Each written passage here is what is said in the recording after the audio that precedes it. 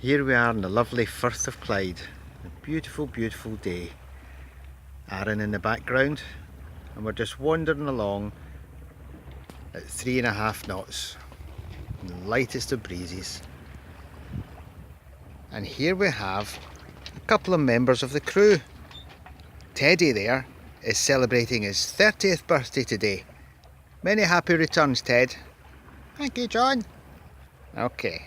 And there's Kitten there, just keeping him company in the sunshine. He can do the dishes later on if he ever gets his finger out.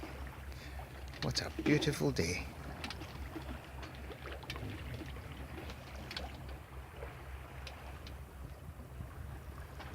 Just drying the salt out there. You know what it's like. And there's our Drawson. Oh dear. Bye bye.